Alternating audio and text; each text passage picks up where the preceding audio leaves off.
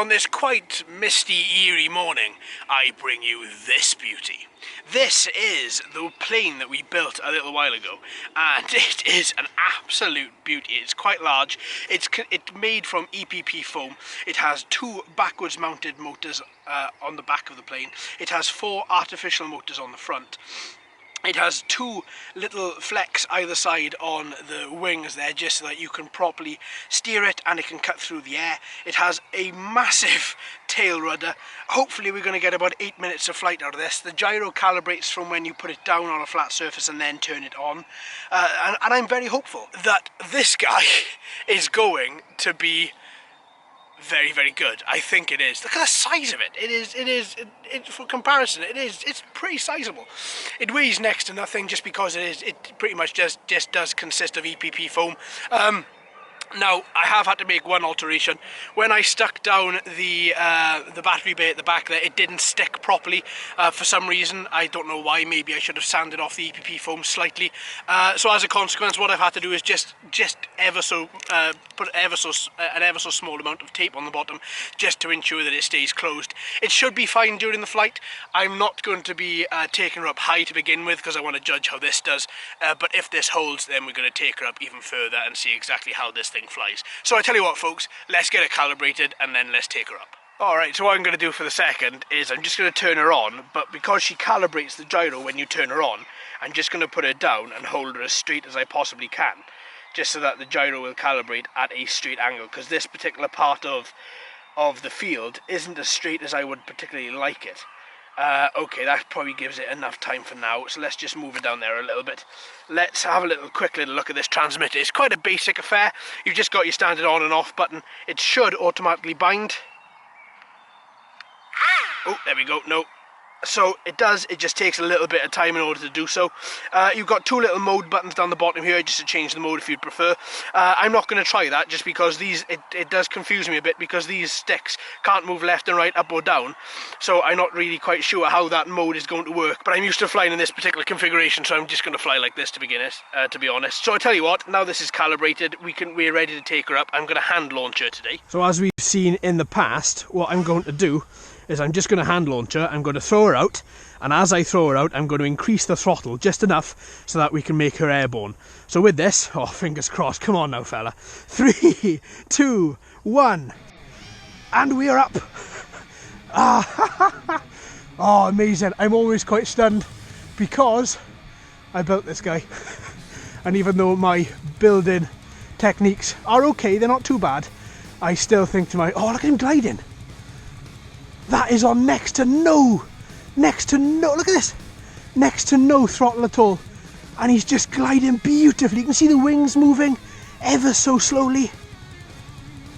Oh, beautiful. Let's ramp him up a little bit to give him a bit more power.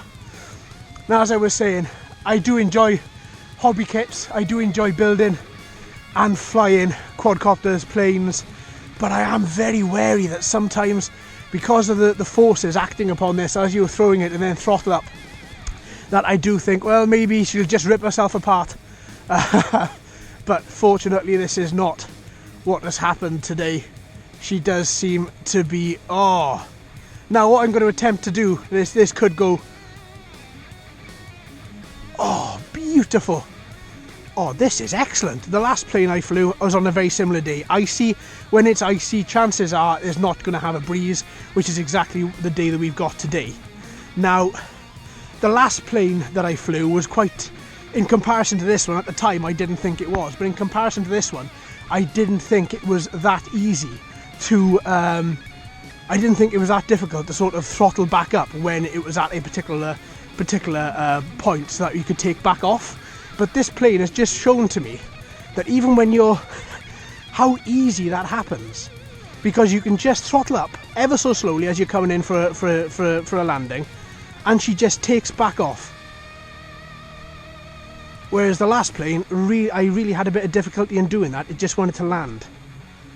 Oh, this, I know, it's so silent. Maybe I should give a bit of power. She is wobbling a little bit, so a little bit more power there.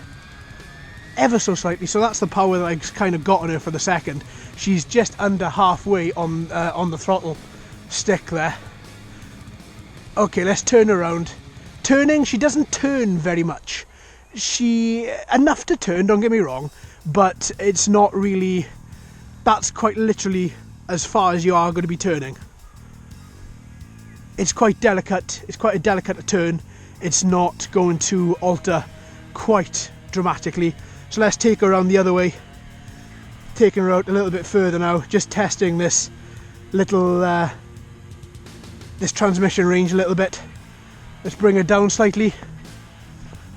Oh, turning left, turning right, no problem. Throttle up, takes her straight back up in the air. Yeah, this is a very, very good plane. I've had a few people ever since I did the build turn around to me and say on the channel, oh, this is my favourite plane. This is a brilliant plane. And likewise on Instagram, oh, I've got this is really good. And I thought, well, that's excellent. That made me want to fly it even more. But it is a remarkably good flyer. It really is. Okay, let's glide her down and then throttle up. Oh, in for a crash. I let her come down a little bit too much there. Okay, but how did she do after that? A little bit of mud on the front. The bottom has dropped off a little bit, so let's just push that back in there. So a little bit of mud on the front. No damage. The motors are fine. Yeah, they're fine. Everything is okay. So I tell you what, let's hand launch her again and let's take her back up. Oh, that is brilliant. I always think these are going to be really fragile. But it's surprising exactly how durable EPP foam actually is. And especially when... Oh, that was a little bit weird. Maybe I throttled up a little bit too aggressively there. Yeah, I think that was my fault. That wasn't the plane. I massively did throttle up there a little bit too much. Okay, let's turn her around a little bit. Let's get her going. Now, I have got a bit of a sunrise here. Unfortunately, the video may be a little bit darker at that point. But listen to that. Hardly any sound. I'm so used to screaming quadcopters, screaming helicopters, that it's nice to have an RC vehicle that is just so quiet. Oh, it climbs, looks excellent in the air. It really does. It has superb air presence. Let's bring it down a little bit. Throttle up slightly.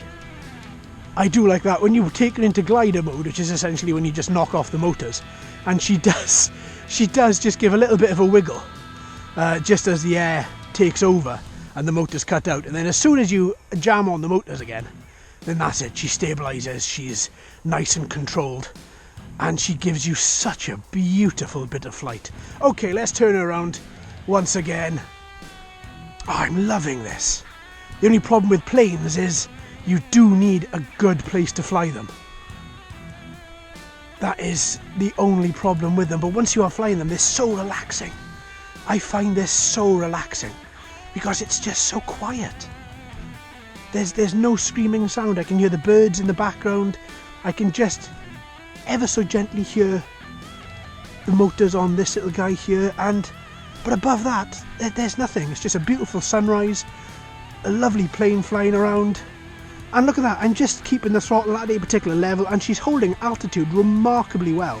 She really is, remarkably well. I'm not even, haven't even touched the throttle stick. Absolutely superb, this little guy. May have to throttle up a little bit. No, not even throttle up on the turn. Oh, yeah, a little bit. Let's give her a little bit of throttle there. Oh, I can see the underneath of the fuselage is holding quite well, the battery bay. I'm going to have to just double check and have a little look after I've flown this time. Okay, I reckon that's good. The battery time on this is about 8 to 15 minutes. So I tell you what I'm going to do. I'm going to bring her down for a landing. I would say gentle landing, but it's my landing, so it's not going to be gentle. I can try and make it as gentle as possible, but I don't think that's going to happen. So what I'm going to do is take her out a little bit, turn her around to me, and then I'm going to just throttle down, hit her on glider, and let her come back into me. So here we go, and throttle off, throttle up, throttle off, throttle up, turn her around, ever so gently, and then I wanted to land there, so then, oh, maybe not, and then just throttle down ever so slightly, and that's it. Right, we've landed. So let's have a little look at damage. So, damage of the plane. So we've got a bit of mud at the front. All 4 fake motors are on, and those of you that have watched the build will know how much of a pain these are to stay on. The motors I used clamps for, and they're fine. The tail is absolutely fine. Yeah, all in all, that is great, and I would recommend this 100%. If you like building kits, even if you don't, I recommend you get into doing this. This isn't that difficult to build. It's fiddly. Make sure you have hobby clamps because you're going to need them. Just make sure that you have hobby clamps. You are going to need them. Take a bit of time to do it. I think the total build time for this was about 4 hours because I was waiting, 4 to 5 hours, because I was waiting for different parts to go off at different times to set. But as a flyer, oh wow. Everybody that recommended this to me and everybody that said this is a good flyer was absolutely 100% telling the truth.